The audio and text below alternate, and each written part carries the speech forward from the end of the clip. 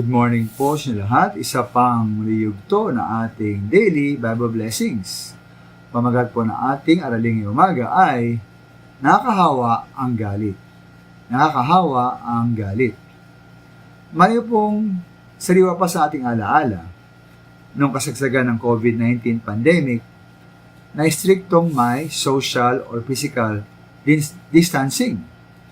May pagsuot ng face mask at paghugas ng kamay.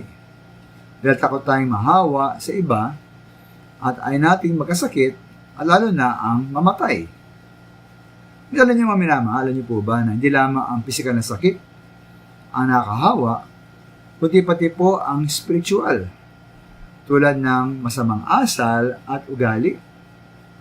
Nga po sa Wikaan 22:24-25, sabi roon, huwag kang magipagkaibigan sa taong bugnutin, ni makisama sa taong magalitin, baka mahawa sa kanila, at sa bitag ay masilo. Kaya ating mga minamahal dito ang ilang mahalagang katotohanan. Una, ang katotohanan na ang masamang ugalit asal na dito ay binanggit, biging bugnutin at magalitin, ay nakakahawa.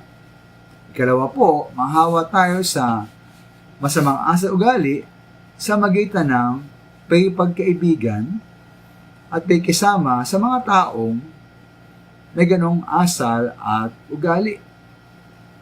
O isipin niyo mga minamahal, no?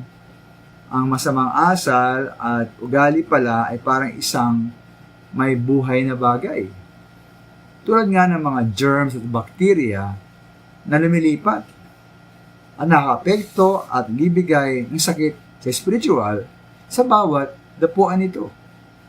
Ikatlo po, ang bunga nito ay kasamaan at kapahamakan.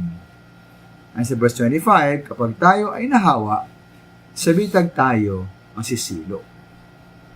Ay hindi po sa Kawikaan 13:20, ang nakikisama sa may unawa ay magiging matalino. Ngunit, ang kasama ng mangmang ay masusuong sa gulo.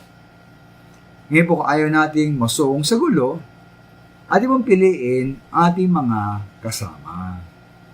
Sila ba ay mga taong may unawa at karunungan o mga taong mangmang? Nais ba ninyo maging tulad nila?